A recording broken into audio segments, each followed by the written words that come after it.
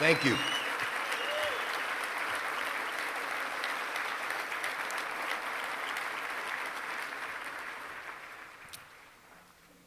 The guys that were introduced to you briefly, you probably don't know a whole lot of them. They haven't scored many points returning.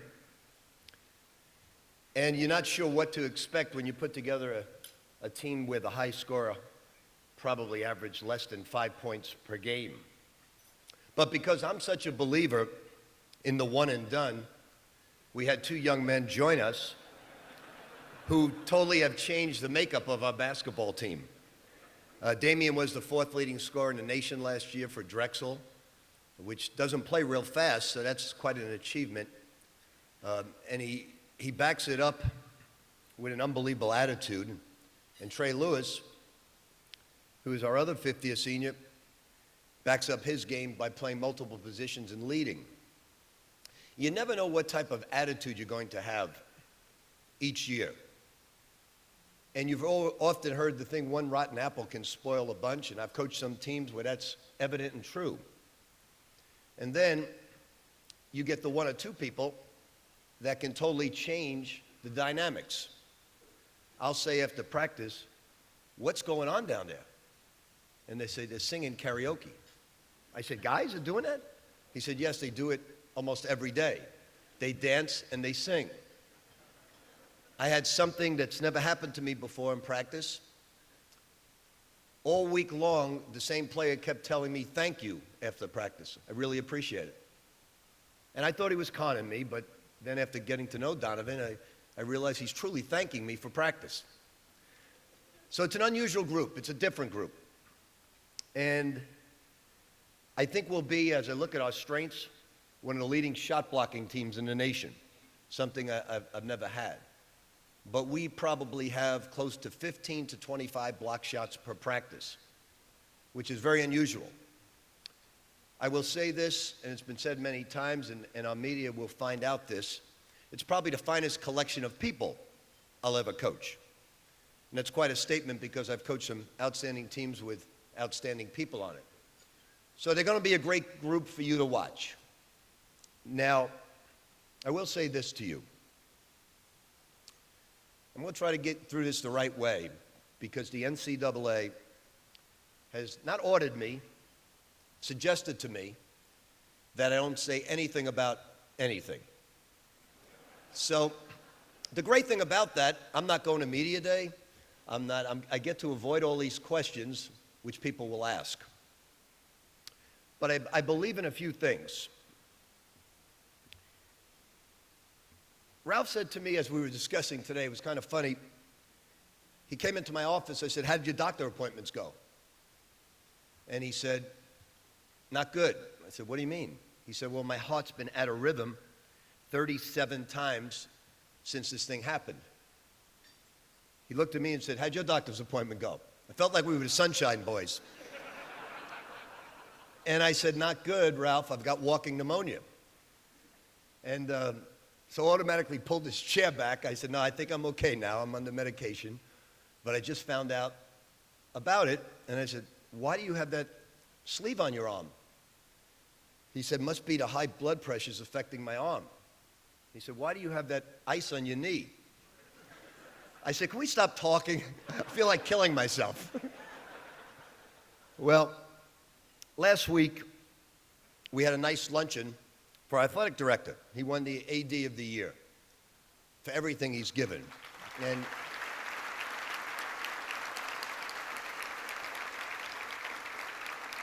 But although we're very proud of him, he was near tears as he walked out and couldn't really accept it in the right frame of mind. And it was like a knife going through you. So I always figure out when times get tough, the why element. I know the other side of the story. I know why they're coming out with a book. And I know exactly why. On our end of the thing, I don't get the why. It doesn't make any sense. See, we've been successful here with Russ Smith being a two-star basketball player. Gorky Zhang was not a top 60 starting for the Minnesota Timberwolves. Terry Rozier wasn't top 50 in the nation, the 16th draft pick of the Celtics. Kyle Kuric and Larry O'Bannon came here as walk-ons and left as celebrated athletes. Now the difficult thing, the why part. And I don't have any answers to it. I know as far as I'm concerned, every coach has rights and wrongs in their life. I do know one thing, every coach that sat next to me, some 29 college and professional coaches, always knew what I was about as far as NCAA rules were concerned. Every living room I visited of every recruit knew exactly where I stood with the rules of the NCAA. Every player I've ever coached knew exactly where I stand because I believe in the rules. I believe that when we compete, I want the same level playing field. And we believe we're going to win for the reasons we set forth in practice. And everything should be level. But the difficult part is, I went around, my wife and I have said this many, many times in our life. When 9/11 hit, half of our life and who we are was gone. So you always think, when something bad happens, what can you do to celebrate and make lives better? I was just talking to Father, and when we lost our son, there was no better way to celebrate his life than the Daniel Pitino homeless shelter. And for those that think the economy is getting great, 3 or 4 years ago, we were feeding 7 days a week, 120 people per day. Now we're feeding close to 200, depending on the time of the month. So it's not necessarily getting better, but that's a great way to celebrate someone's life. It'll live on forever. So then I went to Dr. Ramsey one day, and I said, Dr. Ramsey, I'd like to build a dormitory in my brother-in-law's name that I lost in 9/11. He said, I can't do that, Rick. I'd have to then do that for women's basketball, women's soccer, and we've got to do everything the same here for all sports, because that's the way it is here. It's not about who brings in the most money. There's something come out now, I don't know exactly what it's called. Kenny, what is it when they get the money for cost of attendance, excuse me, where certain athletes, whether it be football or basketball, bring in revenue, they get so much money. Every athlete at the University of Louisville will get the cost of attendance. There is no difference in women's lacrosse than men's basketball. There is no difference between soccer and football. It's all the same here. Doesn't matter how much money you bring in, we all get treated the same by our leader. But I said to Dr. Ramsey, how about, excuse me, you give me a parcel of land. I'll raise money, close to $5 million, and turn the keys over to you as a donation. He said, you can do that? I said, I believe so. So I went to New York and asked everybody for $50,000 who knew Billy Minotti. They were more than happy to give it. Then I asked a couple of local friends, actually quite a few, who knew Billy if they were willing to do it. And even though some of them were Kentucky fans, they still gave it. And we built something that I wanted to do, not only to like the shelter for his name to live on, but we built it as a place where camaraderie would be. Players interacting with other students, living by high standards. Because that's what Billy was all about. His friends, his family were the most important things in their life. So when this came out, it hit us all, excuse me, like a bombshell. Because I just don't understand why. There's a lot of ifs here, if it did happen. And the ifs are not being answered, and they have to be answered by the NCAA. I immediately tried to contact every athlete that I knew. See, I know managers, over 20 of them, and if one person of mine has a beer downtown, I hear about it the next day. And now one manager, nobody would come forth and say they saw any wrongdoing. So I'm not allowed to talk to the players about it. I'm not allowed to do any investigating on my own, which is fine by me. But I do know this. If there was any wrongdoing, it's a big if, and people have to pay for their crimes, and that's an if. If it happens, we will own up to it and do the best we can under adverse situations. I hope those ifs are not true, because that building means a great deal to me. I'd have a very difficult time forgiving the people that if any of those ifs are true, and I'm a very forgiving person. But I say this to you now and all of you. I don't care what Sports Illustrated says. I haven't read them in years.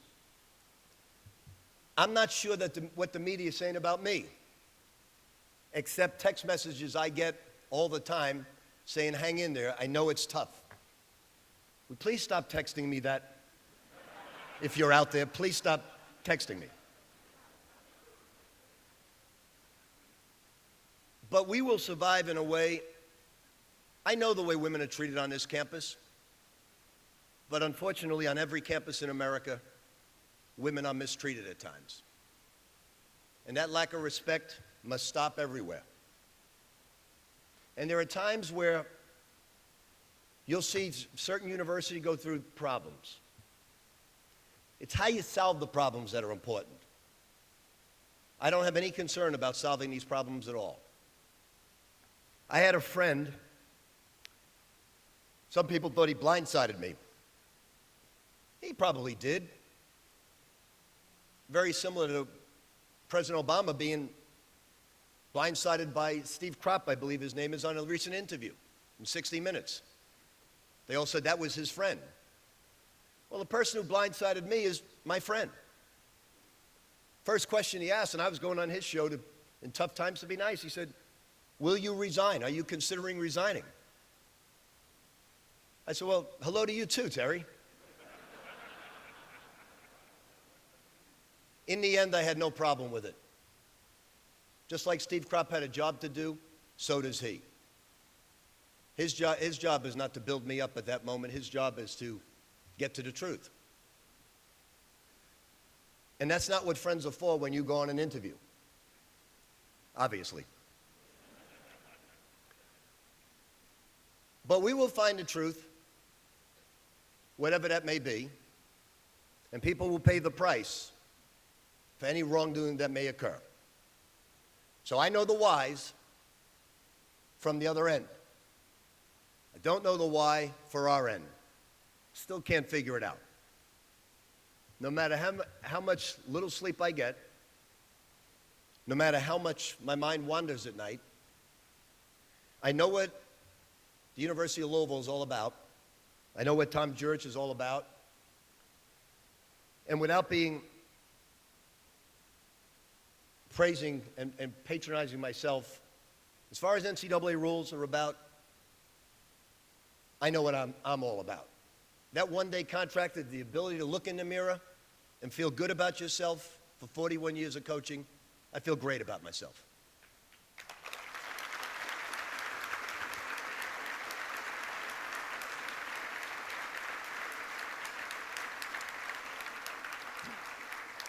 Now, I never do this. I never take out a phone at dinner. I've written about it. But it's a great way to end this, if I can find it. Because after Terry said that to me, I wondered a lot. I said, his question didn't bother me. I said, are people thinking that I should resign? And why would they think that way? And then it was funny how it worked. I was feeling down. And I feel down now. I'm not going to lie to you. See, I'm acting. See, what does an actor do? He plays a role.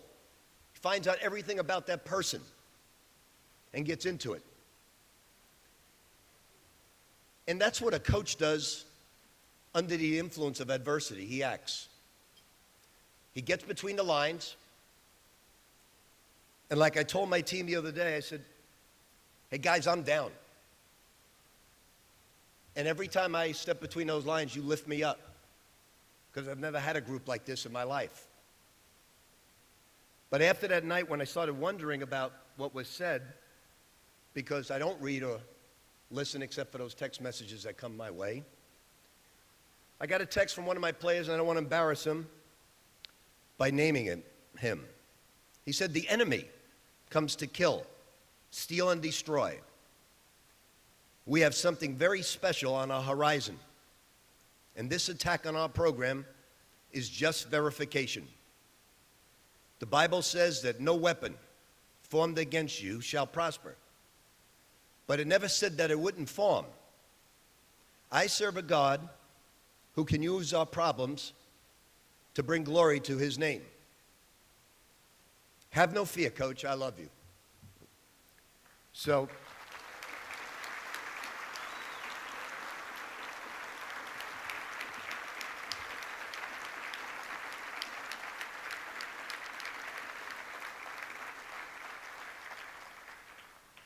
not only do I have walking pneumonia, but when I put these glasses on, I've seen you for the first time. So we will get through this the right way. And whatever sits upon us, we will find out with the right people investigating. We won't go by hearsay. I know what this program's all about. I feel very, very confident in what the players are all about. And this group that you're going to see on Saturday, you're going to see something really special. I think we can go very far. We have an extremely difficult road schedule, but I've never been more confident in my 2 years of coaching than the confidence I have in this group. They will do great things on the basketball court, and they'll represent you exactly the way you'd want of a Louisville basketball player. I really appreciate your support and friendship. Often in life, you don't get as many friends. I had a real important man in this town who I admire greatly text me at 1 a.m. with a long text saying the things I've admired about you haven't really come on the basketball court. I admire how many friends you have. And to me, that's one of the greatest gifts you can have. And right now, I'm pretty fortunate. I've got about 1,200 great friends in this room, so I thank you all very much.